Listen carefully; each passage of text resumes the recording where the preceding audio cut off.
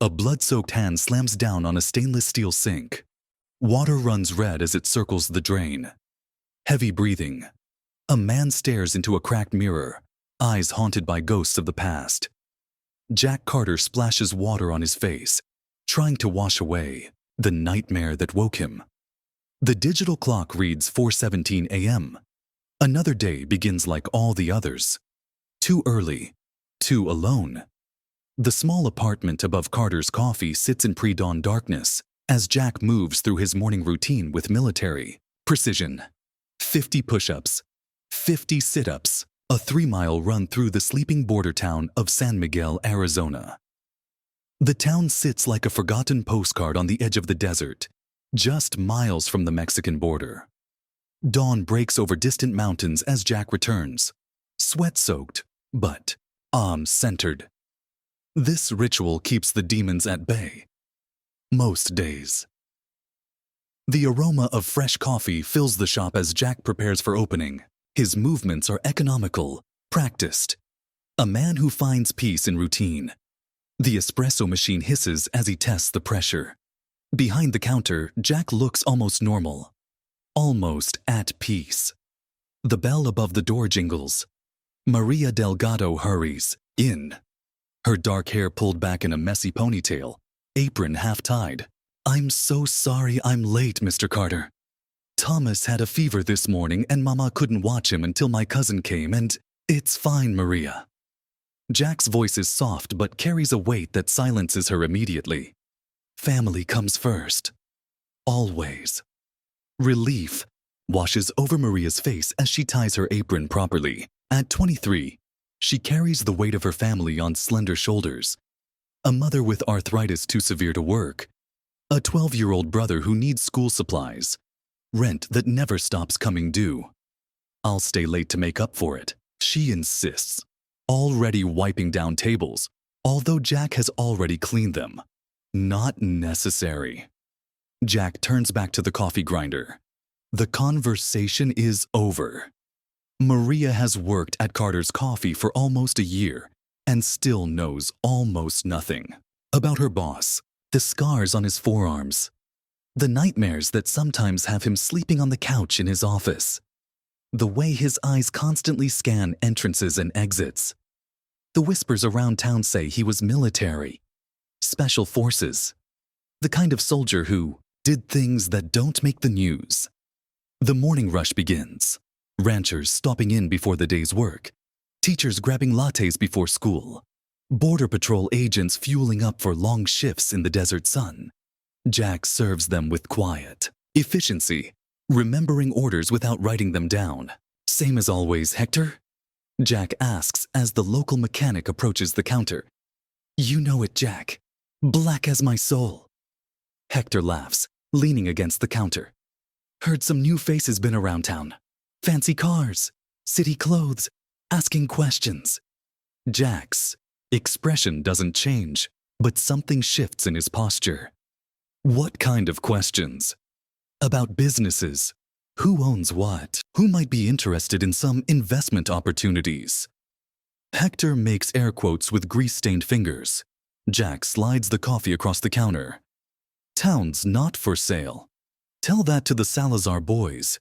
Rumor is they sold their garage for twice what it's worth." Hector leans closer. "Cash buyers.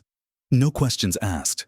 Jack says nothing, but his eyes drift to the street outside. A black Escalade with tinted windows cruises slowly past the shop. Midday sun beats down on San Miguel as the lunch crowd trickles in. Jack moves between tables, refilling cups, clearing plates. Maria chatters with the regulars. She provides the warmth that Jack's silence cannot. The bell above the door jingles again. The atmosphere in the shop shifts instantly. 3 men enter. Expensive clothes, city haircuts, eyes hidden behind designer sunglasses despite being indoors. They stand in the doorway, surveying the place like they're already measuring it for renovation. Conversations die. Local patrons suddenly find reasons to finish their coffee quickly. Within minutes, half the table's empty. The tallest of the 3, Men approaches the counter, a practiced smile on his face. His companions flank him, one positioning himself near the door, the other drifting toward the back of the shop. "Good afternoon," the man says, removing his sunglasses to reveal eyes cold as desert nights. "You must be Jack Carter. I'm Xavier Reyes." He extends a manicured hand. Jack doesn't take it. "What can I get you?" Jack asks, wiping his hands on a towel. Reyes withdraws his hand, smile faltering only slightly. "Actually, I'm not here for coffee. I represent certain business interests looking to establish a presence in San Miguel. We've been acquiring properties throughout town. Not interested in selling." Jack turns to the espresso machine, his back to Reyes. A dismissal that makes Maria freeze in place, her eyes wide. "I haven't made an offer yet," Reyes says, his voice hardening slightly. The answer would be the same. The man by the door shifts his weight, hand drifting inside his designer jacket. The movement doesn't escape Jack's notice. His reflection in the polished surface of the espresso machine shows everything. "Perhaps we could discuss a partnership then." Reyes continues. "A monthly arrangement. We provide protection. Ensure no unfortunate accidents happen to your business, your employees." His gaze drifts meaningfully toward Maria, who clutches a coffee pot. With white knuckles, Jack turns slowly. "This town already has police, and I take care of my own protection." Reyes laughs, a sound without humor. Of course. But times are changing in San Miguel. Better to be on the right side of that change. Your coffee's getting cold," Jack says, nodding to the 3 untouched cups on the counter that no one ordered. Reyes' smile vanishes completely. "Let me be more direct, Mr. Carter. We're offering friendship. The alternative is considerably less pleasant." Jack steps out from behind the counter. Up close, his height becomes apparent. He stands eye to eye with Reyes, shoulders squared. When he speaks, his voice carries across the now silent shop. "Let me be direct as well. Take your coffee, take your friends, take your protection offer, and get out of my shop." The air between them crackles with tension. For a moment, it seems Reyes might escalate. His companions certainly look eager to do so. But something in Jack's eyes, a coldness, a readiness, makes Reyes reconsider. "I can see we've caught you on a bad day." Reyes places a business card on the counter. "Think about it. I'll be in touch." The 3 men leave, the bell's cheerful jingle at odds with the menace they leave behind. Only after their Escalade pulls away does Maria exhale. "Dios mío, Mr. Carter, do you know who that was?" "Someone who won't be coming back." That was Xavier Reyes. He works for the Salazar Cartel. Maria lowers her voice, though the shop remains nearly empty. "They've been moving north from Nogales.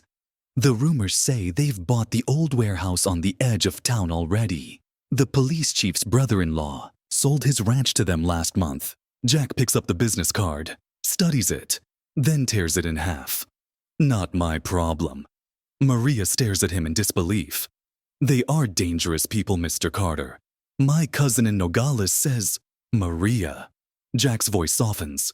"I've dealt with dangerous people before. Trust me when I say these men are nothing new." The look in his eyes makes Maria fall silent. For the first time, she wonders if the town rumors might be true after all. Evening settles over San Miguel. Jack wipes down tables as Maria counts the day's receipts. The shop closed 30 minutes ago, but a few locals linger. Officer Mendez nursing his 3rd coffee. Old Mr. Guzman reading yesterday's newspaper. 2 Border Patrol agents debriefing their shift in low voices. "We're down from last week," Maria says, frowning at the numbers. "I think people are scared. The Martinez family didn't come in today. Or the Wilsons." Jack nods, unsurprised. "They'll be back. Fear doesn't last.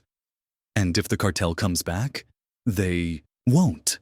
Jack continues wiping tables, his back to her. Maria studies him. The rigid posture, the vigilant eyes, the scarred knuckles. How can you be so sure? Jack pauses, cloth in hand. For a moment, the mask slips. Because men like that only understand one thing, and if they push, I'll show it to them.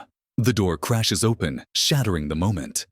Raul Salazar stands in the doorway, flanked by 4 men, burlier, harder looking than the morning's visitors. No designer suits here. These are soldiers, not businessmen. Closing time already. Raul surveys the room, his voice carrying a Mexican accent tinged with American education. And here I was, hoping for some of this famous coffee I've been hearing about. Officer Mendez rises halfway from his seat, hand drifting toward his service weapon. Raul's eyes flick to him. Evening, officer. I hear your brother got promoted at our warehouse. Good for him. Family is everything, no? The threat hangs unspoken, it in the air. Mendez sinks back into his chair, eyes downcast. Jack steps forward, positioning himself between the newcomers and Maria. We're closed. Raul ignores him, wandering to the counter, running his finger along its polished surface. My cousin Xavier visited you earlier. Says you weren't interested in our partnership offer. I thought perhaps he didn't explain the benefits clearly enough. He explained just fine. Then you misunderstood. Raul's friendly tone vanishes. This isn't a choice, coffee man. This is a notification. You pay for protection, or unfortunate. Things happen. Jack remains utterly still, eyes tracking each of Raul's men, noting positions, bulges under jackets that suggest weapons. Last warning. Leave. Now. Raul laughs, the sound echoing in the tense silence. He picks up a ceramic mug from the counter and examines it. You know what we call men like you in my business. Speed bumps. Small obstacles that make a little noise when you roll over them.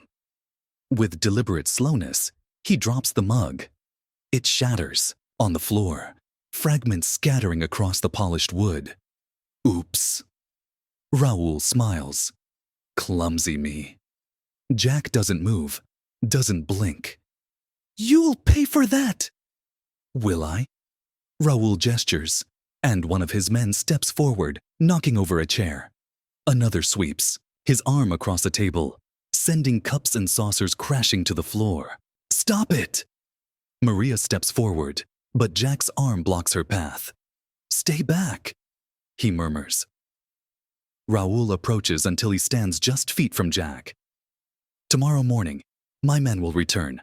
You'll have $5,000 ready. Each month after, it's the same. Simple business. And if I refuse? Raul's smile widens. Then we burn this place to the ground, with you in it if necessary.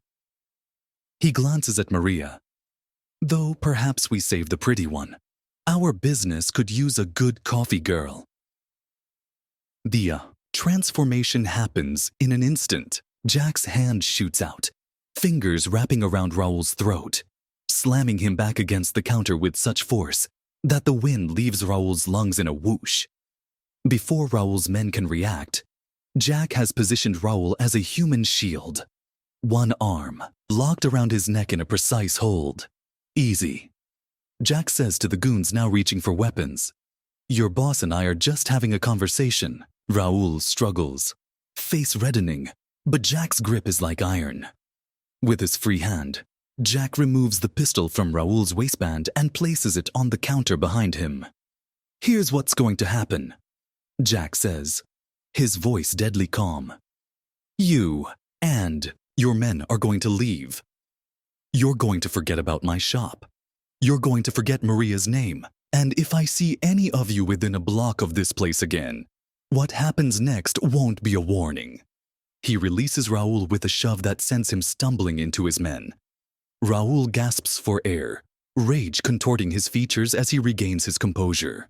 You're dead. Raul spits, straightening his jacket. You have no idea what you've done. Jack simply stares back, unmoved. Something in that stare, the absolute absence of fear, the quiet readiness, makes one of Raoul's men take an involuntary step. Back, let's go. That man mutters, tugging at Raoul's sleeve. Not here. Raoul shakes him off but backs toward the door, eyes never leaving Jack. Tomorrow, he says. I come back tomorrow and you better pray you have a different answer. They back out the door, the bell jangling discordantly. The shop remains frozen, in tableau for several heartbeats after they leave. Then Officer Mendez rises on shaky legs. Jack, do you have any idea who that was? That was Raul Salazar. His father controls everything from here to Culiacan. I don't care if his father is the devil himself, Jack replies, already moving to lock the door. Get everyone out, Maria. Shop's closed. The remaining patrons need no further encouragement. They hurry out the back exit, casting nervous glances at Jack as they go. Only Maria remains, her eyes wide with fear and something else. A dawning realization about her quiet employer. Mr. Carter, she begins. Go home, Maria. Jack's voice leaves no room for argument. Take tomorrow off. Stay with family. But this isn't your fight. Jack begins sweeping up the broken ceramics, his movements controlled, precise. Go. Maria hesitates, then removes her apron and hangs it carefully on its hook. At the door, she pauses. The things they say about you in town? About what you used to do? Are they true? Jack doesn't look up from his sweeping. Some of them, not the ones that matter. After she leaves, Jack finishes cleaning in silence. He locks the shop, turns off the lights, and climbs the stairs to his apartment above. Inside, he moves to a locked closet in the bedroom. The combination on the heavy padlock spins under practiced fingers. Inside sits a military duffel bag, unused for years but never forgotten. Jack unzips it slowly, revealing the contents. Weapons, tactical gear, items with serial numbers filed off, the tools of a life he thought he'd left behind. He doesn't remove anything. Not yet. Just stares at the arsenal as the weight of inevitability settles on his shoulders. After a long moment, he zips the bag closed and returns to the kitchen. Jack pours himself 2 fingers of whiskey and stands at the window watching the street below. The Salazar's Escalade cruises past again, slower this time, marking territory, making promises. He drains the glass in one swallow. The quiet life he's built is over. He knew it could never last. Men like him don't get quiet endings. Morning will come, and with it, war. The first light of dawn breaks over San Miguel, painting the desert landscape in hues of gold and amber. Jack stands on the roof of his coffee shop, scanning the horizon with the practiced eye of a man who has spent years watching for threats. He hasn't slept. The duffel bag sits unopened by the roof access door, a reminder of choices yet to be made. Below, the town begins to stir. Shopkeepers unlocking doors, a street sweeper clearing yesterday's dust. Everything appears normal, but Jack knows better. Patterns have shifted. 2 men in an unmarked sedan have been parked at the corner since 3 a.m. The patrol car that usually drives by at dawn is conspicuously absent. Jack descends to his apartment, showers, and dresses. Not in his usual work clothes, but in cargo pants with reinforced knees, a plain black t-shirt that allows freedom of movement, and boots worn enough to be silent when needed. He straps a knife to his ankle, concealed, but accessible. The coffee shop remains closed, chairs still stacked on tables from the night before. Jack moves through the darkened space, checking sightlines, mentally mapping defensive positions. His phone buzzes with a text from Maria. Are you okay? Should I come in today? He types back, stay home, paid day off. 3 dots appear as she begins typing a response, then disappear. A moment later, be careful, Mr. Carter. Jack pockets the phone without replying. He brews a pot of coffee. If today is his last day as a cafe owner, he'll at least enjoy a final cup. The rich aroma fills the empty shop, a painful reminder of the simple life he's about to lose. A sharp rap on the glass door interrupts his thoughts. Sheriff Tom Wilkins stands outside, hat in hand, expression grim. Jack unlocks the door but blocks the entrance. "Morning, Tom." The sheriff shifts uncomfortably. "Jack? Heard there was some trouble yesterday." "Nothing I couldn't handle." "That's not how the Salazars see it." Wilkins lowers his voice. "They've got half the town in their pocket already, Jack. Mayor, county commissioner, 3 of my deputies. And you." Wilkins meets his gaze steadily. "I've got 27 years on this badge, and I'll be damned if I sell it now. But I'm being realistic. I can't protect you." "Never asked you to," the sheriff sighs, running a hand over his weathered face. "These aren't just thugs, Jack. The Salazars have connections all the way to Mexico City. Military-grade weapons. Former special forces on payroll." A ghost of a smile touches Jack's lips. "So do I. One man against an army doesn't end well, no matter how good he is." Wilkins places a hand on Jack's shoulder. "Whatever you were before you came here, you're a civilian now. Take the smart play.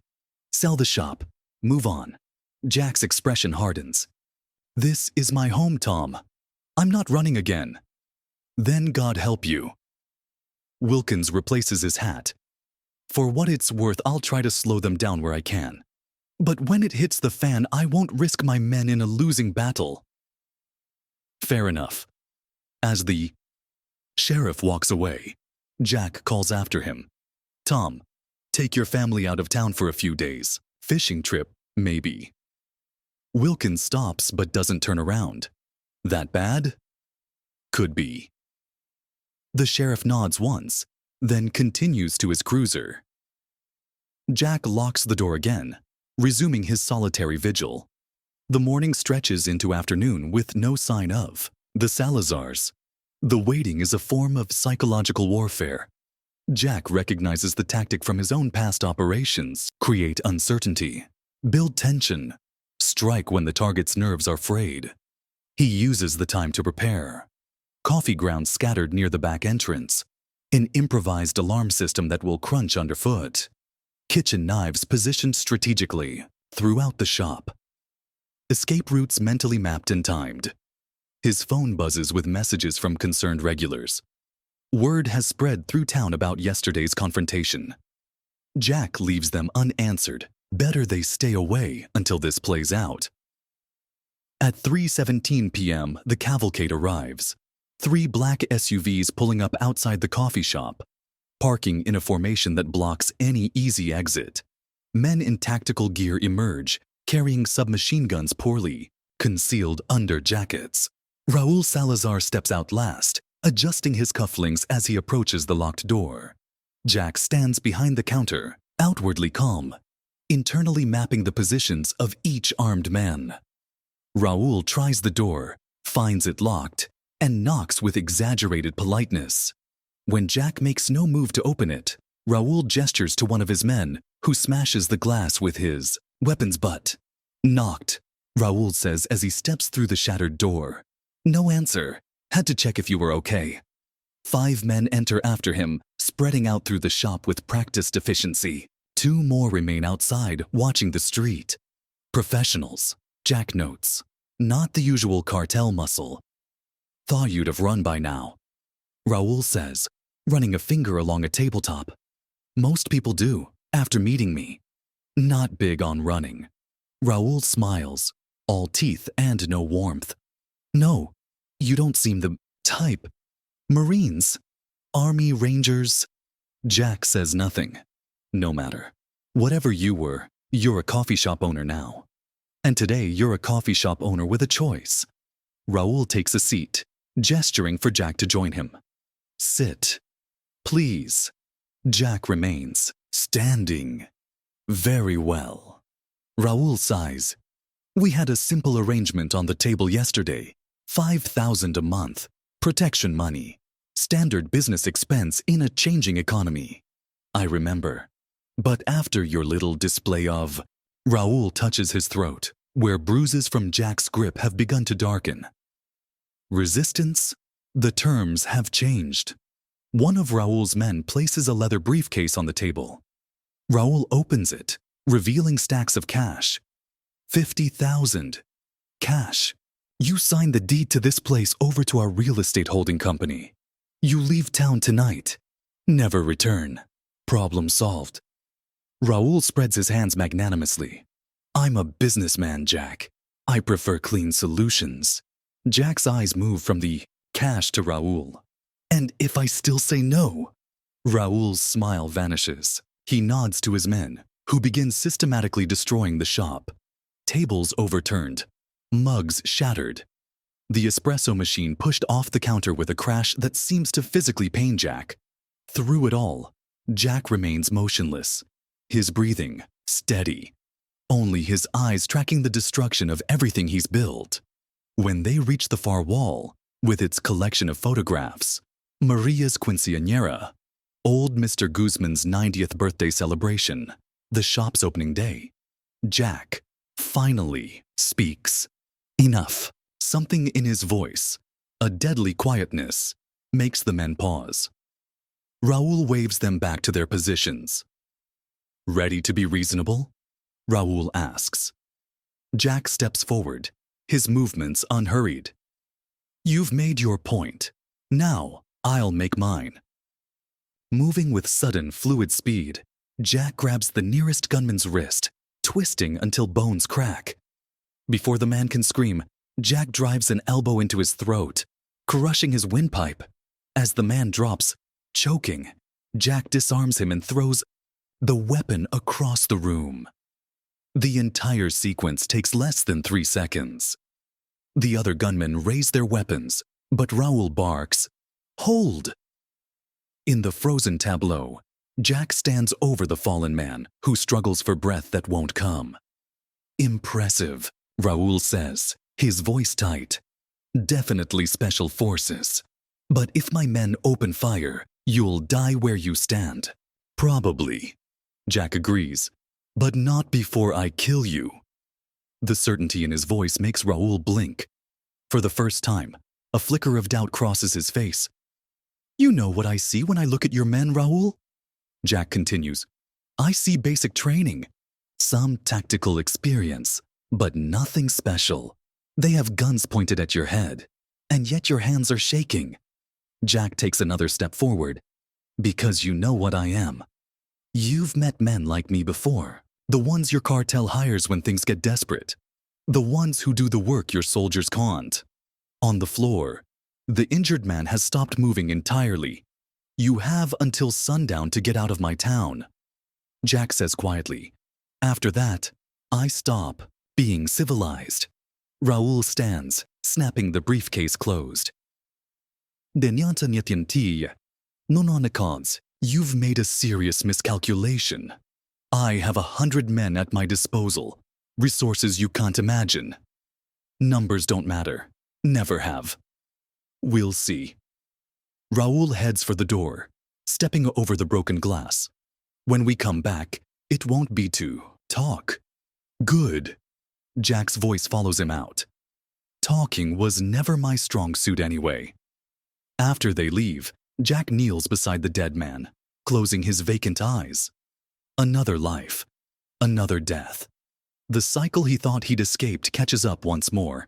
He drags the body to the back room, then sets about cleaning up the worst of the destruction. Some habits die hard. Even in war, there is order to be maintained. As Jack sweeps broken glass into a pile, his phone buzzes. A text from Maria. Mr. Carter, people are saying the Salazars came back. Are you okay? He stares at the message, thumbs hovering over the screen. Finally, he types, Stay away from the shop, Maria. Things are about to get complicated. Night falls over San Miguel, the desert chill replacing the day's heat. Jack sits in darkness on his apartment's balcony, cleaning a disassembled Glock pistol.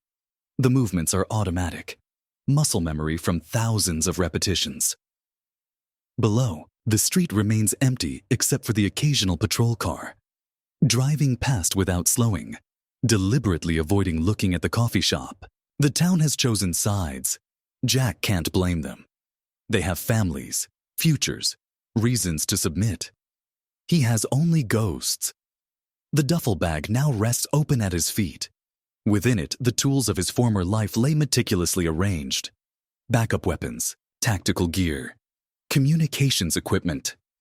The weight of these objects pulls at him, not physically, but spiritually. To touch them again is to become someone he's fought years to leave behind.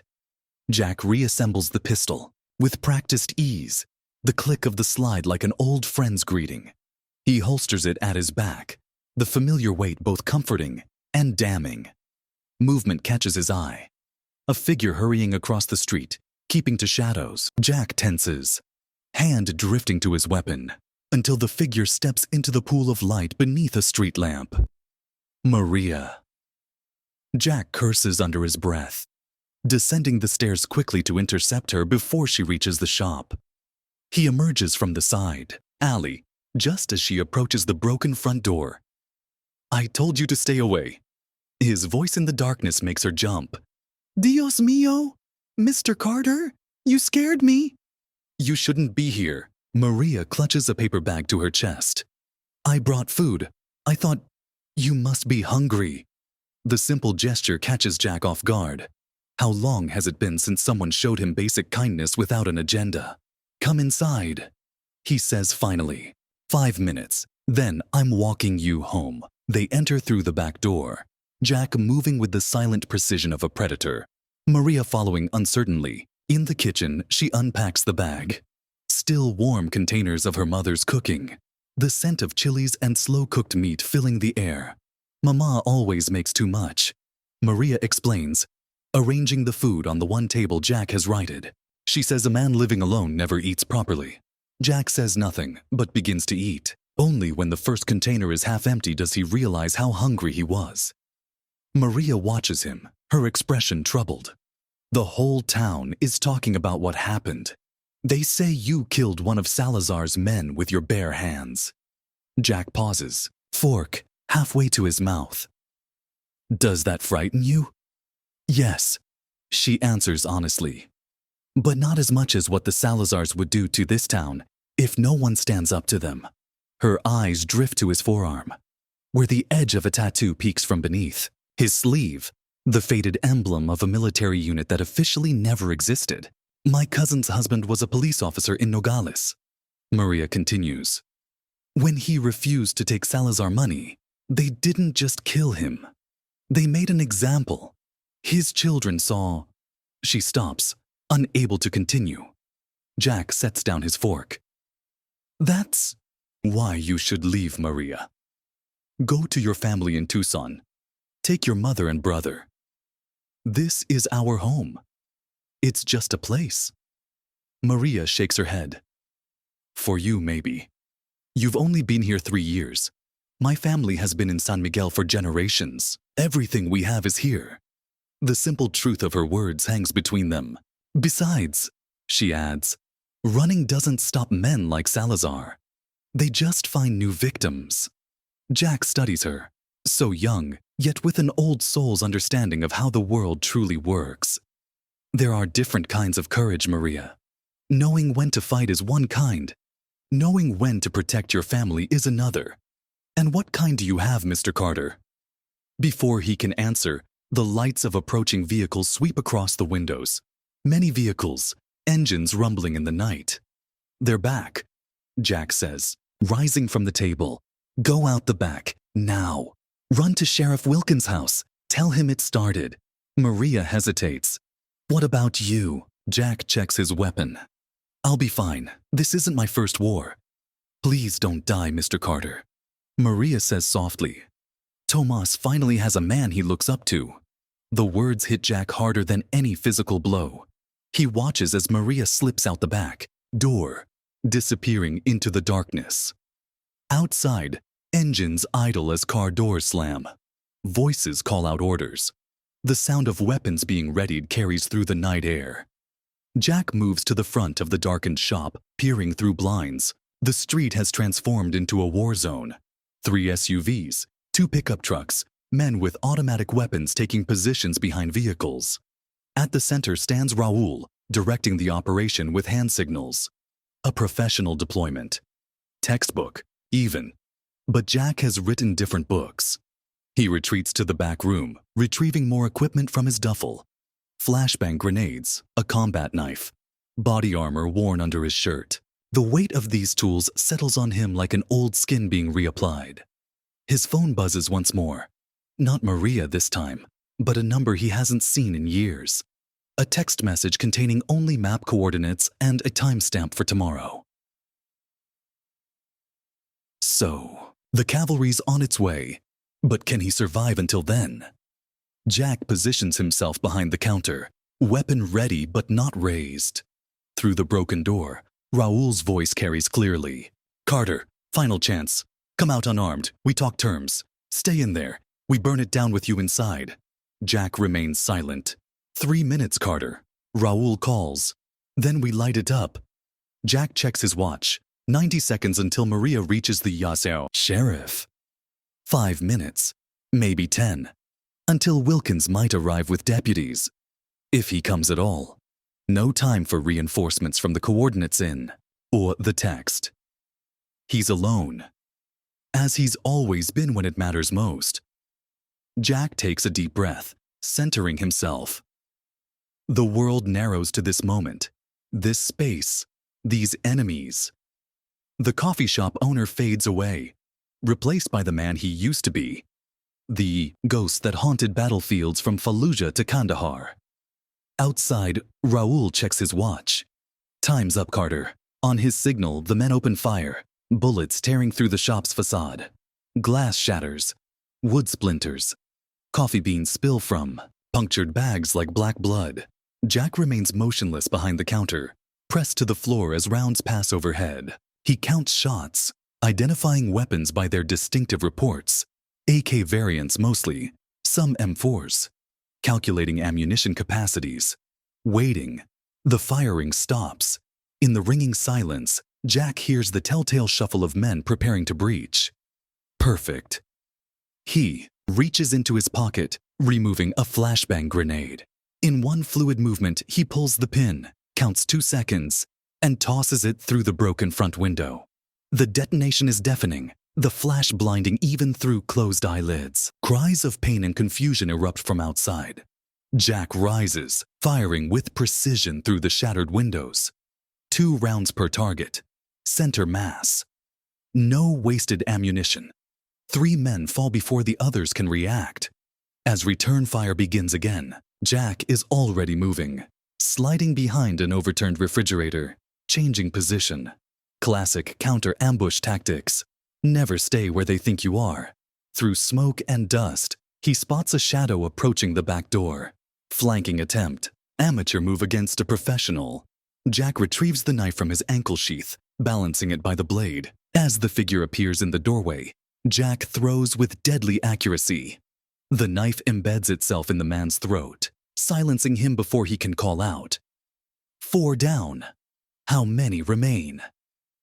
Outside, Raoul screams orders, his composure cracking. "Burn it! Burn it now!" The distinctive whoosh of a Molotov cocktail precedes flames that begin to lick at the shop's wooden siding. Smoke starts to fill the interior spaces. Jack moves to the back room, retrieving the dead cartel soldier's radio. Static. Bursts. Then Raoul's voice. "Report positions." Jack clicks the transmit button. "You shouldn't have come back, Raoul." A pause. Then, "You're a dead man, Carter. No way out now." "I've been a dead man for years." Jack replies. "Difference is I'm taking you with me this time." He drops the radio, moving to his escape route. A trapdoor leading to the old prohibition. Tunnels beneath the shop. Maps of these passages were the first thing Jack memorized when he bought the place. Always have an exit strategy. Always.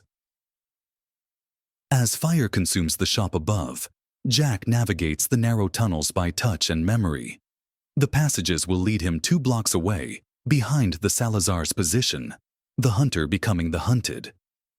In the smoky, night air above, Raoul watches the coffee shop burn, satisfaction warring with unease on his face. His men maintain their perimeter, weapons trained on the inferno, waiting for their target to emerge. None of them notice the shadow that detaches itself from an alley behind them. None of them hear the whisper of steel against fabric as a combat knife is drawn. None of them suspect that the true battle has only just begun. The coffee shop burns against the night sky, flames reaching toward the stars like desperate fingers. Raul Salazar watches from across the street, a satellite phone pressed to his ear. "It's done," he says. "Carter's dead, trapped inside when we torched the place." The voice on the other end is faint but authoritative. "Confirm the body, Raul. I want proof. There's no way he survived. The whole building is..." "Confirm. The body." Raul swallows hard. "Yes, Padre. I'll send men in as soon as the fire dies down." He ends the call, jaw tightening with irritation. His father never trusted his competence, always demanding verification, proof, reassurances. As if Raul were still a child in need of supervision rather than a lieutenant in the family business. "Emilio," Raul calls to his second-in-command. "When the flames subside, search for remains. The old man wants confirmation." Emilio nods, face grim in the firelight. "And if there's nothing to find, there will be." No one could have escaped that inferno. Distant sirens wail. Fire trucks, finally responding. Too late to save the building, but perfect timing to complicate the cartel's operations. "Pack up," Raul orders. "Back to the warehouse. Leave 2 men to watch from a distance." The cartel convoy pulls away just as the first emergency vehicles arrive, Sheriff Wilkins's cruiser among them. Maria emerges from the sheriff's car, her face twisted with horror at the sight of the burning coffee shop. "Mr. Carter!" she screams, rushing forward only to be restrained by Wilkins. "Easy, girl. Nobody could be alive in there." "No. No. No!" Maria collapses to her knees, tears streaking her face. As firefighters battle the blaze, Wilkins surveys the scene. Shell casings scattered across the street, bloodstains on the pavement. 3 bodies hastily loaded into Salazar vehicles before departure. This wasn't just an arson. This was a war zone. "Sheriff!" A deputy calls from the side of the building. "You better come see this." Wilkins follows, leaving Maria in the care of a paramedic. The deputy points to a dark shape in the alley, previously hidden by shadows. A body, one of Salazar's men, knife protruding from his throat, eyes fixed in eternal surprise. Carter's handiwork. The deputy whispers. Wilkins kneels, examining the precision of the kill. Looks like it. So he might have escaped? Maybe. Wilkins stands, scanning the surrounding area. But where would he go? 2 miles away, in the desert darkness beyond the town limits, Jack emerges from an old drainage culvert, the final exit from the Prohibition tunnels. His clothes are torn and singed, face streaked with soot, but his movements remain purposeful, measured. He pauses to get his bearings, then heads toward a rocky outcropping. Earlier text coordinates. Someone is coming. An old friend, perhaps, or an old enemy. In Jack's world, the distinction often blurred. The night desert is alive with sounds. Coyotes calling, wind rustling through scrub brush, distant truckers on the highway. Jack filters through these distractions, focusing his senses outward, scanning for threats. The moon provides just enough light to navigate by, but also exposes him to any watching eyes. Movement catches his attention, a shape detaching itself from the shadows of the rocks ahead. Jack's hand moves to his weapon, then relaxes as recognition dawns. Cooper. The figure approaches, a man roughly Jack's age but carrying the years differently. Where Jack is all hard angles and tension, Cooper moves with a languid grace, as if perpetually amused by a joke only he understands. "Lookin' rough, Ghost." Cooper's southern drawl seems out of place in the Arizona desert. "Retirement not agreeing with you?" "You're early," Jack says, ignoring the question. "Got your emergency beacon. Figured it might be time-sensitive." Cooper gestures to Jack's appearance. "Seems I was right." The two men regard each other, former teammates evaluating changes wrought by time and circumstance. Jack notes the new scar on Cooper's chin, the slight favoring of his left leg. Cooper catalogs the softening around Jack's edges, the lines carved by something other than combat stress. "How'd you find me?" Jack asks. Cooper grins. "You really think the unit ever lost track of you? Captain Carson has a file this thick on your quiet little coffee shop life." The revelation doesn't surprise Jack. The unit never truly released its assets, only loosened the leash occasionally. Speaking of, Cooper continues, the captain sends his regards. He tosses an object that Jack catches reflexively. A satellite phone, military grade. De Bush, says to call if you need extraction. I don't. Didn't think so. Cooper nods toward the town, where the orange glow of the fire still visible. Want to tell me what the hell you're into? Jack gives him the abbreviated version. The cartels, expansion into San Miguel, their extortion attempts, the escalation to violence. Cooper listens, nodding occasionally, asking precise questions that cut to the tactical heart of the situation. Salazar cartel. Cooper muses when Jack finishes. They've been on our radar, moving beyond drugs into weapons, human trafficking, getting ambitious. I don't need a briefing. I need supplies. Cooper's grin widens. Figured as much. Got a little care package in my truck. They walk in silence to where Cooper has parked his nondescript pickup. The truck bed contains a large metal case, which Cooper unlocks with a combination. Inside, neatly arranged in foam cutouts, lies an arsenal. Pistols, rifles, ammunition, explosives, surveillance equipment, all untraceable, all military grade. Christmas came early, Cooper says. Jack selects items with practiced efficiency, an M4 carbine with suppressor, extra magazines, flashbangs, a newer model Glock than his current weapon, body armor, and tactical communications gear. The captain authorized all this. Jack asks. Cooper shrugs. Let's just say there's mutual interest in seeing the Salazar's northern expansion cut short. They've been moving product through channels that interfere with certain national security operations.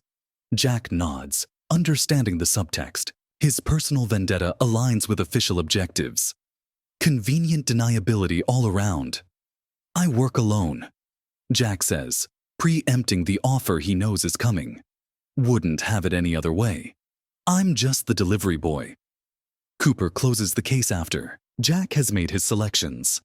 Though if you change your mind, I won't. Cooper studies him for a moment. You know, most guys who leave the unit either self-destruct or re-enlist within a year. Too much adrenaline dependency. But you, coffee shop in a border town? Didn't see that coming. Jack checks the action on the M4, avoiding Cooper's eyes. Neither did I. Must have been working for you, though. Never seen you look so settled. It's gone now. Jack's voice hardens. They burned it down. Cooper nods slowly. Then burn them back. They shake hands, a gesture loaded with unspoken history, mutual respect earned in shared violence. I was never here, Cooper says, climbing into his truck. That stuff never existed. You never saw me. Understood. And Jack. Cooper pauses before starting the engine. Try not to enjoy it too much. Makes coming back to civilian life even harder. Jack watches the truck's taillights disappear into the desert night, then begins preparing his equipment. The familiar routines calm his mind, focusing his thoughts to crystal clarity. Muscle memory takes over. Checking sights, loading magazines, adjusting gear for minimum noise. When finished, he looks nothing like the coffee shop owner. The transformation is complete. Jack Carter is gone. In his place stands the operative, once known as Ghost, a man the military deployed when situations required deniability and ruthless efficiency. He checks the satellite phone, pulls up digital maps of the area, and begins plotting his first target. The Salazar warehouse sits on the outskirts of San Miguel, a large utilitarian building that once housed a furniture manufacturer before the recession forced it closed. Now it serves as the cartel's local headquarters, processing point for shipments, and command center for their expansion operations. From his vantage point on a hillside 300 yards away, Jack observes through night vision binoculars. The security is substantial. Armed guards patrolling the perimeter, cameras covering all approaches, floodlights eliminating shadows. 2 men in a guard shack control access through the main gate. Inside, visible through windows, cartel soldiers move with the restless energy of men expecting trouble. The assault on the coffee shop has them on high alert. Jack spots Raul's black Escalade parked near the main entrance. So, the lieutenant remains on site, overseeing operations personally. Good. One-stop shopping. He consults his watch. 2:17 a.m. The quietest hour, when human alertness naturally ebbs. The best time to strike. A lesson learned in a dozen countries over a dozen blood-soaked years. Movement near the guard shack draws his attention. A vehicle approaches, not military or cartel, but a Toyota sedan. Civilian. The car stops at the gate, and a young woman emerges. Jack adjusts his binoculars, focusing on her face. Recognition hits like a physical blow. Maria. What the hell is she doing here? The guards surround her, weapons drawn. One of them pats her down roughly while she stands with her hands raised. Jack's finger tightens on his weapon, but he remains disciplined, observing. A radio call is made. Minutes later, Raul himself emerges from the warehouse, approaching Maria with predatory interest. They speak briefly before Raul laughs and gestures for his men to bring her inside. Jack curses softly. The mission parameters have changed. A hostage complicates everything. He retrieves the satellite phone, dials Cooper's number. Change of plans, Jack says when Cooper answers. I need intelligence on the warehouse interior, and I need it now. Thought you worked alone, Cooper replies, the smirk audible in his voice. They have a hostage. Civilian. Young woman named Maria Delgado. Cooper's tone shifts instantly. She local? Worked at my shop. No involvement in any of this. Except knowing you. Cooper sighs. Give me 20 minutes. While waiting, Jack studies the warehouse, identifying power lines, counting guards, calculating approach angles. The tactical part of his brain works the problem dispassionately, while another part, a part he thought long dead, burns with a very personal rage. The phone vibrates. Cooper has sent blueprints of the warehouse, along with thermal imaging from what must be a drone operating at extreme altitude. The images show heat signatures throughout the building, concentrations of bodies in what appears to be a main floor operations room, smaller groupings in offices, 2 signatures in a small room near the back. Jack zooms in on this last image. The heat patterns suggest one person seated, another standing nearby, a guard and a prisoner. Maria. He memorizes the layout, planning his approach, entry points, and, most importantly, exit strategy. Simple, direct, ruthlessly efficient. The Ghost's specialty.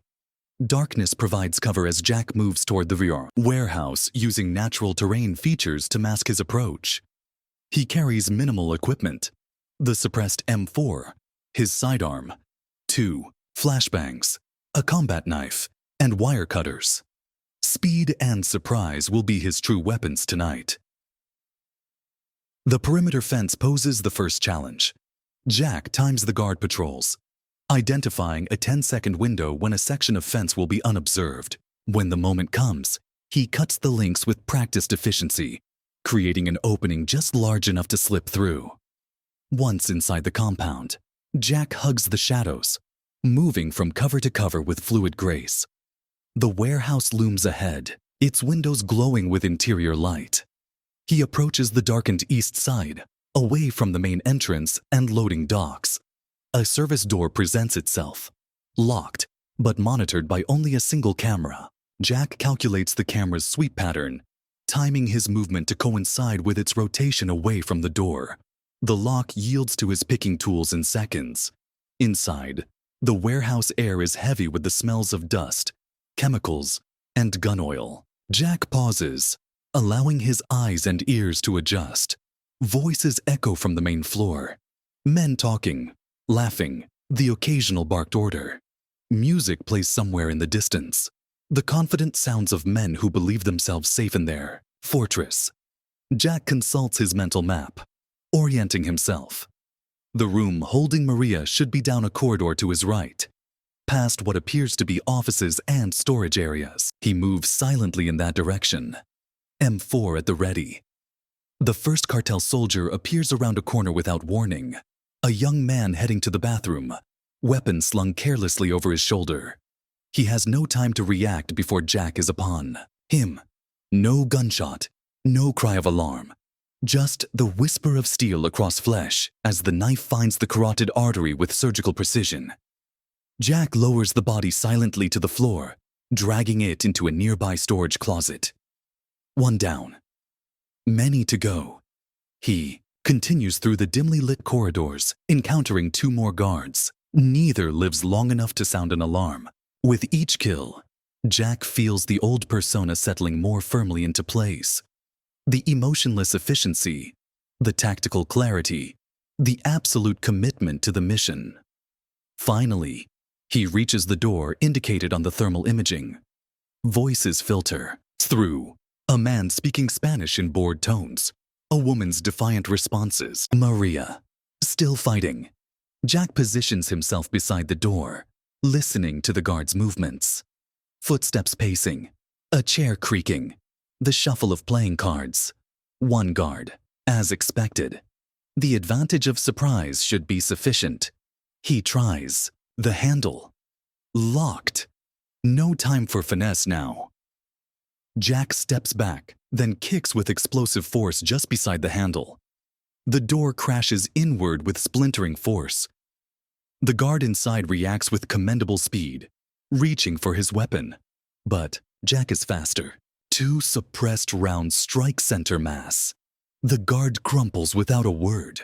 Maria sits handcuffed to a metal chair, her face bruised but her eyes blazing with defiance. That fire turns to shock as she recognizes her rescuer. Mr. Carter. Her voice breaks. They said you were dead. Jack moves quickly to her side, examining the handcuffs. Not today. He produces a key taken from one of the guards, unlocking her restraints. How did you... No time. Jack helps her to her feet. Can you walk? Maria nods, rubbing her wrists. They didn't hurt me, just scared me a little. Why did you come here? Jack's voice carries an edge of anger beneath the professional calm. Raul said if I came, they would leave my family alone. Maria straightens her shoulders. I believed him. Never trust a cartel promise. Jack checks the corridor. Stay behind me. Do exactly as I say. No questions. No hesitation. Understand? Yes. They move into the hallway, Jack leading with his weapon. The warehouse remains oddly quiet. Their breach hasn't been discovered yet. Small mercies. 300 feet to the exit, Jack whispers. Then 200 yards to the fence line. After that, A door opens ahead. Two cartel soldiers emerge, cigarettes in hand, laughing about something. They stop abruptly, registering the armed man and the woman they're supposed to be guarding. Jack fires twice. Both men fall, but not before one manages to shout an alarm. Immediately, the warehouse erupts into chaos. Shouts echo through the corridors. Boots pound on concrete. The mission clock accelerates dramatically. Run, Jack commands, pushing Maria ahead of him toward the exit. Don't stop for anything.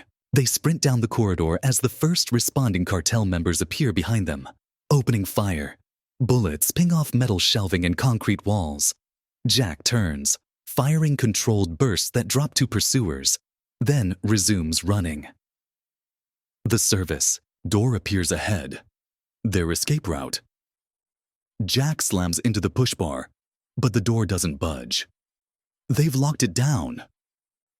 Back, he orders, pulling Maria away as more gunfire erupts around them. Trapped in the corridor, with enemies closing from both directions, Jack makes a split-second decision. He kicks open a side door, revealing what appears to be a small office. They duck inside as bullets shred the doorframe. "Stay down," Jack tells Maria, positioning her behind a metal desk. He upends a filing cabinet for additional cover, then takes stock of their situation. The office has one window, small, but large enough for Maria to fit through. Beyond it lies the warehouse compound, then the perimeter fence. "When I break that window, you go through," Jack explains, his voice clinically calm despite their dire circumstances. "Run straight ahead to the fence line. There's a cut section, about 30 yards to the right. Go through it. Keep running until you reach the highway." Maria grabs his arm. "What about you?" "I'll be right behind you." A lie. They both know it. But she nods anyway. Outside the office, voices call out locations, coordinating a breach. The cartel is organizing now, deploying tactically. Jack estimates 30 seconds before they storm the room. He removes a flashbang from his gear, preparing to create their window of opportunity. "Cover your ears," he tells Maria. "Close your eyes when I throw this." She complies, hands over ears, eyes squeezed shut. Jack cracks the door open a fraction, spots a cluster of men preparing to rush their position, and tosses the grenade into their midst. The explosion of sound and light is disorienting even through closed eyelids and covered ears. Cries of pain and confusion erupt from the hallway. Jack immediately turns to the window, smashing it with his rifle butt. He clears the glass from the frame, then helps Maria toward it. "Go now," he urges. "Don't look back." Maria hesitates, then impulsively kisses his cheek. "Stay alive, Mr. Carter, please." Before he can respond, she's through the window, running across the compound as he'd instructed. Jack returns to the door, preparing to hold off the cartel forces long enough for her to escape. He positions himself behind the upturned filing cabinet, weapon trained on the entrance. The door crashes open. Jack fires with mechanical precision. 3 bursts, 3 bodies falling. He reloads smoothly as more men pour into the corridor, using the doorway as a fatal funnel to maximize their casualties.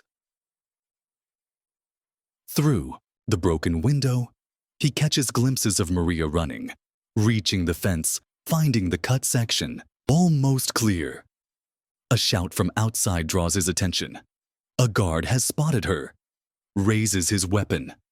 Without hesitation, Jack abandons his covered position, moving to the window and firing at the distant guard. The man falls, but Jack's exposure costs him. Bullets tear through the office, one grazing his arm, another embedding itself in his Kevlar vest with bone-bruising force.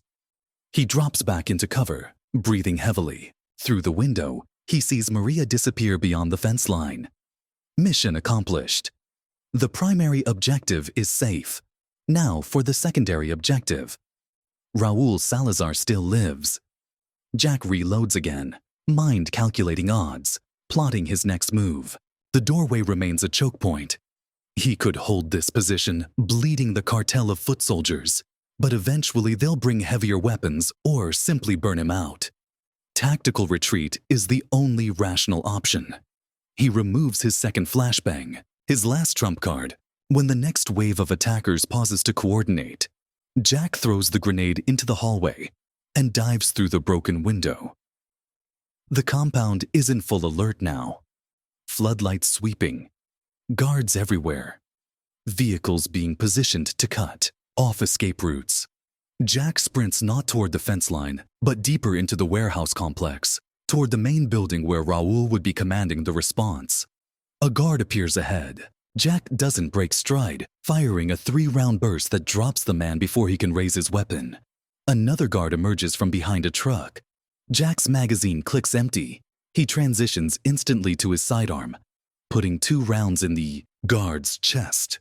Bullets kick up concrete around him as he runs. A round catches him in the side, tearing through flesh without hitting anything vital. The pain registers clinically, data to be processed, not an impediment to action. The main warehouse entrance looms ahead. Beyond it, Jack knows Raul will be coordinating the hunt, likely preparing to evacuate if the situation deteriorates further. Standard cartel protocol: lieutenants don't die for their soldiers. 4 guards maintain a defensive perimeter at the entrance. Too many to engage. Head on with limited ammunition, Jack changes direction, circling toward a loading dock on the building's far side. Radio chatter follows him. The guards communicating his position, closing the net. Jack finds temporary cover behind a fuel tank, catching his breath, assessing options. The loading dock has minimal coverage.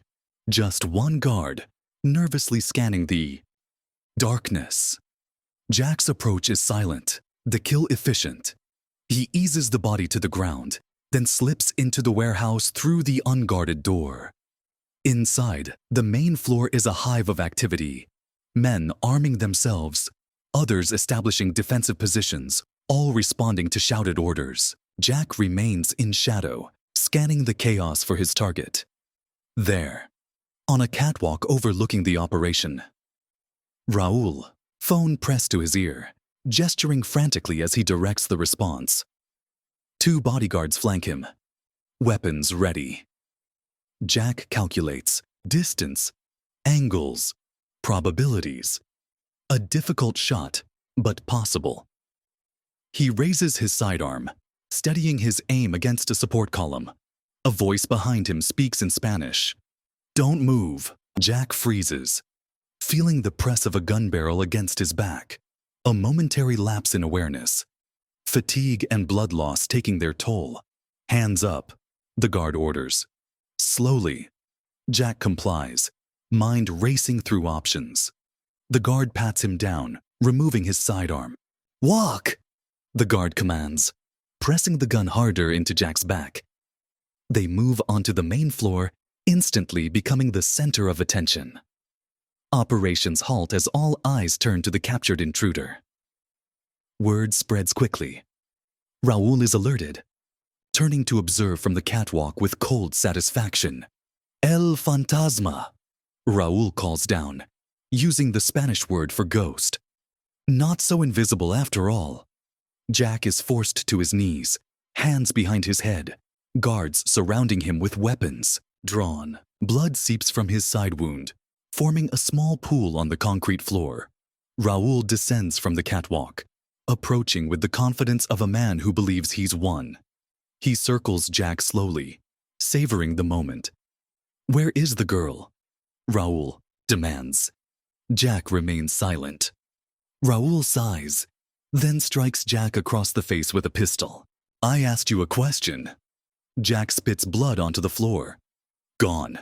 Beyond your reach." "No one is beyond my reach. Her family, her friends, they will all suffer for her betrayal. They're gone too." Jack's smile is terrible to behold. "First thing I did before coming here, Sheriff Wilkins is driving them to Tucson as we speak." Uncertainty flickers across Raul's face, quickly replaced by rage. He strikes Jack again. Harder. "It doesn't matter. I have what I wanted." Raul gestures to a guard who hands him a satellite phone. "My father will be pleased to hear I've captured the man who thought he could challenge the Salazar cartel." Jack watches, calculating. Raul is making the classic mistake, talking when he should be acting, seeking validation when he should be confirming the kill. Arrogance creates opportunity. "Your father," Jack says, his voice carrying clearly across the now silent warehouse floor. "Eduardo Salazar, former Mexican Special Forces, started as a sicario for the old cartels before building his own operation." Raul stiffens. "You know nothing of my father. I know he'd be disappointed to see his son making such elementary mistakes, gloating before the threat is neutralized, seeking praise before completing the mission. Jack's eyes bore into Raoul's. The son of a warrior with none of the father's skills. The insult strikes deep. Raoul's face contorts with fury. You know nothing. I know your father would have shot me the moment I was captured. Jack's voice remains steady. I know he wouldn't waste time with speeches and phone calls. Raoul raises his pistol to Jack's forehead. Then, perhaps I should follow my father's example. Perhaps you should. Jack agrees. But you won't, because you're not him. You're just a pale imitation playing at being a cartel leader. The warehouse hangs in breathless silence, every man present sensing the dangerous precipice their lieutenant walks. To be challenged so openly, so contemptuously, demands an immediate response. Raoul's finger tightens on the trigger. Jack doesn't blink, doesn't flinch. Two warriors locked in the ancient dance of death, one faltering, one unbending. Enough! The voice cracks like a whip across the warehouse floor. All heads turn toward a new arrival, an older man flanked by elite-looking guards. Despite his 60-something years, he moves with a predator's grace, authority radiating from him like heat from desert stones. Padre, Raoul stammers, lowering his weapon. I was just about to... Silence. Eduardo Salazar approaches, his eyes never leaving Jack. This is how you handle our business. Creating spectacles, drawing attention, allowing a single opponent to infiltrate our operation and make fools of us all. The elder Salazar stops before Jack, studying him with clinical detachment. Who are you? Eduardo asks, his accented English precise and cultured. Jack meets his gaze unflinchingly. Just a coffee shop owner. Eduardo's laugh is genuine. I think not. He circles Jack, noting the tactical gear, the professional setup, the disciplined bearing even in capture. Military, certainly. Special. Operations, most likely. Too professional for regular forces. He pauses, something like recognition dawning in his eyes. I've seen men like you before. Eduardo continues. Men who live in shadows. Men who are sent when governments need deniability. What do they call you? Jack remains silent. It doesn't matter. Eduardo decides. What matters is why such a man operates alone in my territory. He turns to his son. Leave us. Take your men. Secure the perimeter. But Padre, now. Raoul retreats, humiliation burning in his eyes as he gestures for his men to follow. Soon, only Eduardo, his personal guards, and Jack remain on the warehouse floor. We are professionals, you and I, Eduardo says once they're alone. We understand necessity. So tell me, who sent you? Which agency? What is their interest in my operation? No one sent me, Jack replies. Your son burned down my coffee shop. Eduardo stares at him for a long moment, then laughs again. A genuine, full-bodied sound. All this, the infiltration, the killed men, the hostage rescue, over a coffee shop. It was a good coffee shop.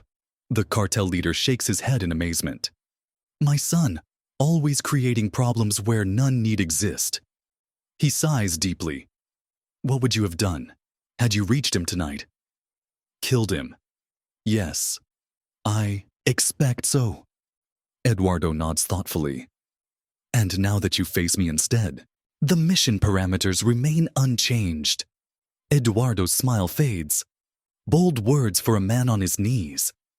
I've been in worse positions. I'm sure you have. Eduardo draws his own weapon. A custom Colt 1911, well-maintained and clearly favored. That is why I cannot allow you to leave this place alive.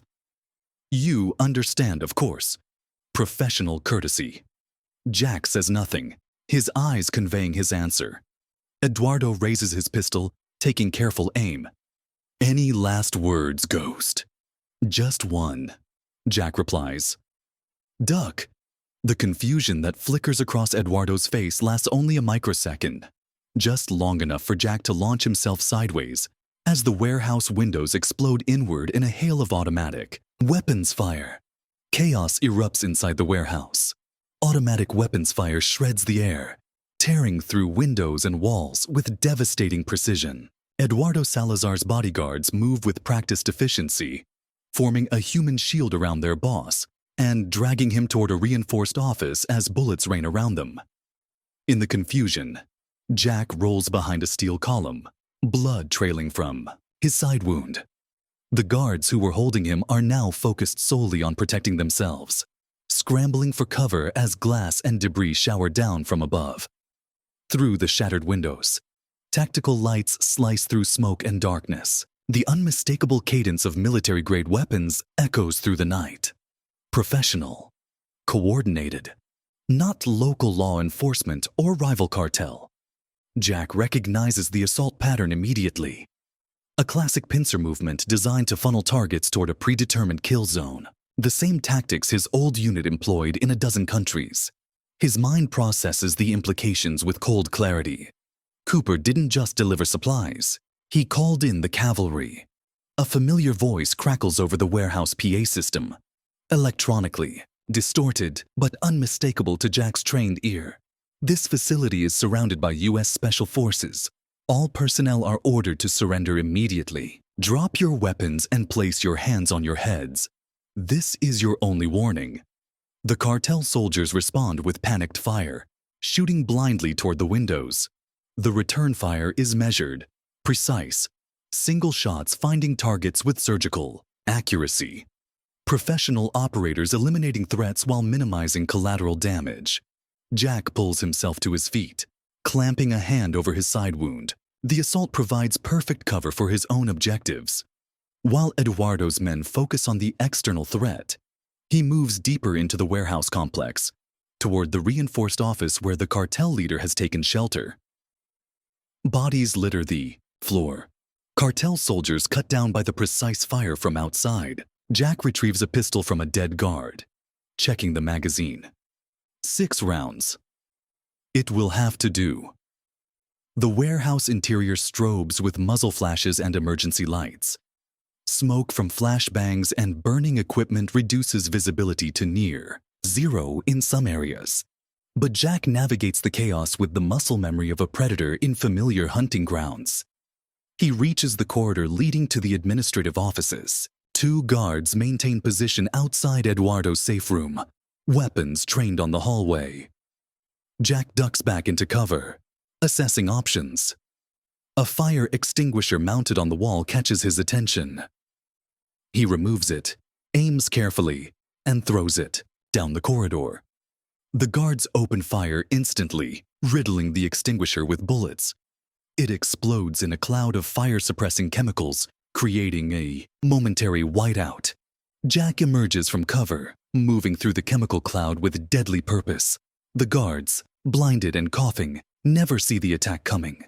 2 shots, 2 kills, 4 rounds remaining. Outside the reinforced door, Jack pauses. Eduardo will be expecting an assault. He'll be positioned to cover the entrance, weapon ready. A frontal approach means certain death. Jack examines the surrounding walls. Standard drywall construction. Flimsy. Inadequate.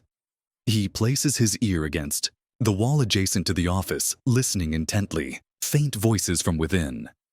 Eduardo barking orders into a phone, demanding extraction, threatening consequences for failures of protection. Jack stands back, mentally mapping the room's layout based on the voice's location. Eduardo will be behind his desk, left side, most likely, covering the door with a clear line of fire.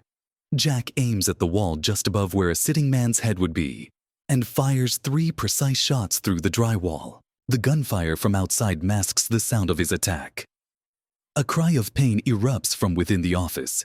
Jack immediately kicks in the door, entering low and scanning for targets. Eduardo Salazar sits slumped behind his desk, blood streaming from a wound in his shoulder. His pistol lies just beyond his outstretched fingers. 2 bodyguards lie dead on the floor, Casualties of the blind shots through the wall. Impressive! Eduardo gasps, clutching his shoulder.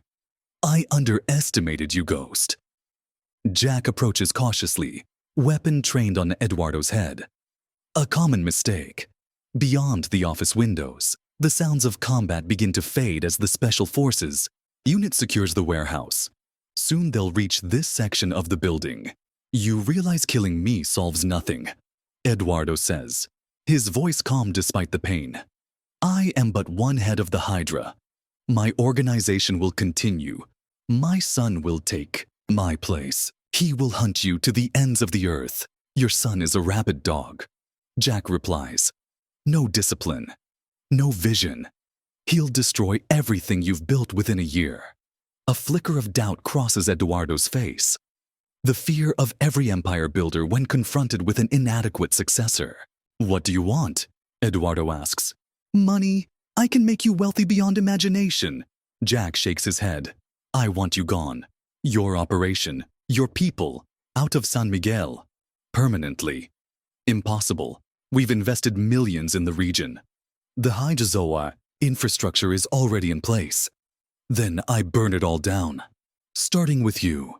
Jack raises his weapon, finger tensing on the trigger. 1 round left, more than enough.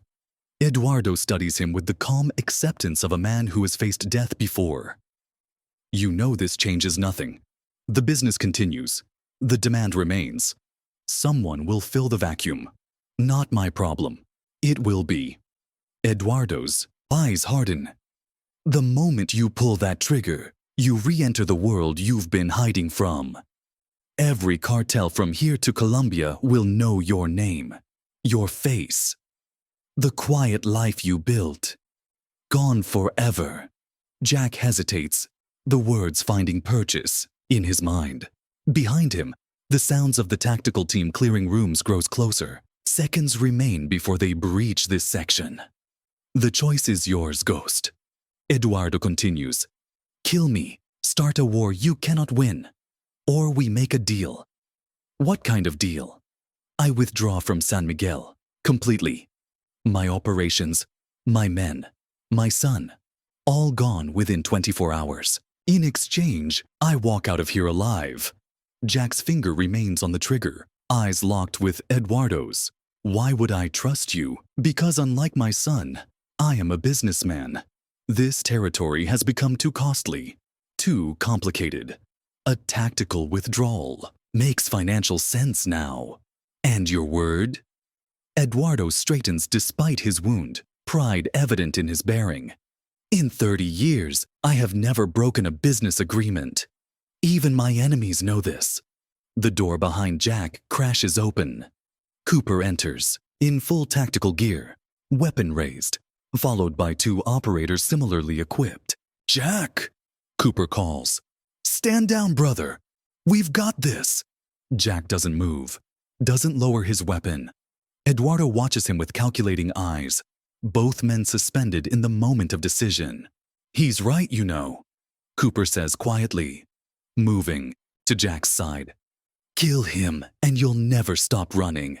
The cartels protect their own. He burns down everything I built. Jack responds, voice tight with controlled rage, threatens people under my protection. And walks away? That's the job, Ghost. Always has been. We hit them, they adapt, we disappear. No clean endings. Jack finally lowers his weapon. The decision made. 24 hours, he tells Eduardo. After that, I come hunting, and next time, no deals. Eduardo nods once. Acknowledgement between professionals. Cooper signals his men to secure Eduardo. We've got orders to detain him on a technical border violation. He'll be released to Mexican authorities in a few days. Long enough for us to clean up this mess. Convenient timing, Jack observes. Cooper shrugs. The captain thought you might need assistance. Intelligence suggested increased cartel activity in the area, coinciding with your emergency beacon. We connected the dots. And the assault team? Training exercise gone slightly off course. Cooper grins.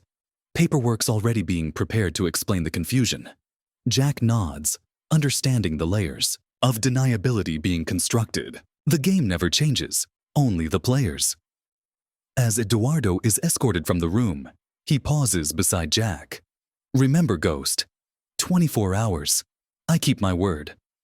But this territory will not remain vacant long. Nature abhors a vacuum. After Eduardo is gone, Cooper examines Jack's wound. You need medical attention. I've had worse. Always the tough guy. The Cooper shakes his head. Our medic's outside.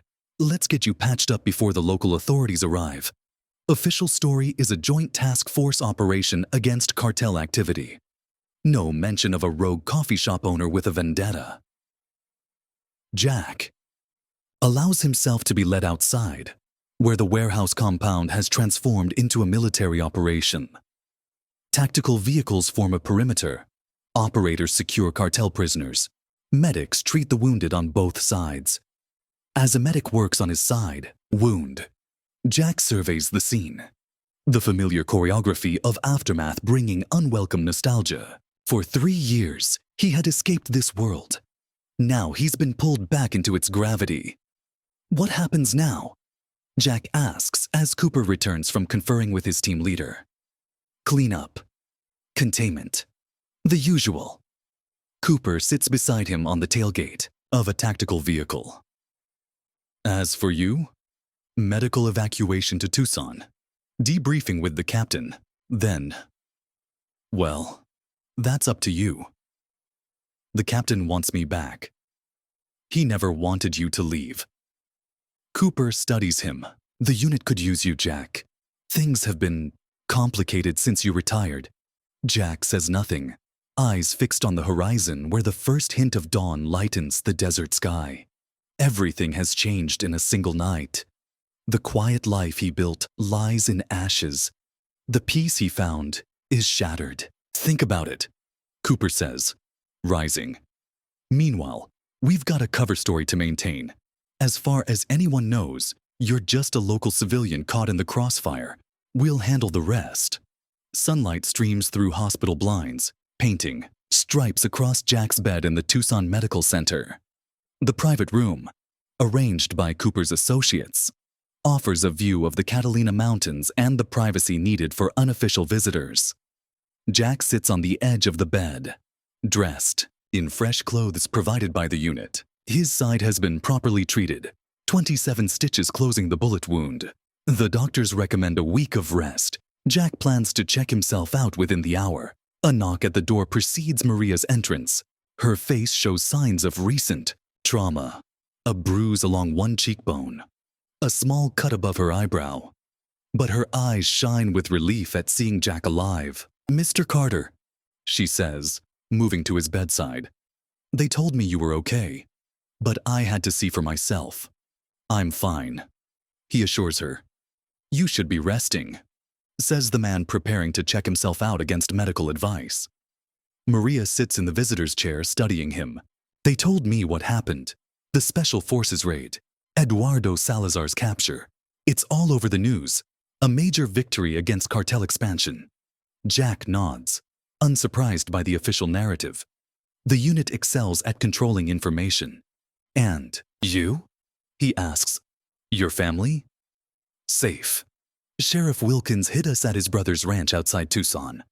Maria's expression darkens. They say the Salazars are leaving San Miguel. Is that true? Yes. For good? Jack hesitates. For now. Maria absorbs this, understanding the unspoken implications. The coffee shop is gone. Everything you built. Just a building.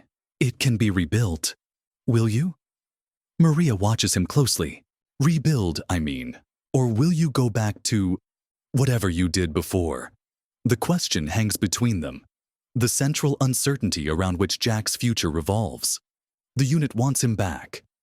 Cooper made that clear during last night's debriefing. A place remains for the operative known as Ghost. Missions. Purpose. The clarity of violence in service to larger objectives. But 3 years of peace, however tenuous, have changed something fundamental within him. The coffee shop wasn't just a cover story. It became a home. The town, its people, Maria and her family, old Mr. Guzman, even Sheriff Wilkins, became connections to a world beyond missions and targets. I don't know. Jack answers honestly. Maria nods, accepting his uncertainty. Well, whatever you decide, you should know that the town is talking about you. Not the secretive Mr. Carter anymore. The man who stood up to the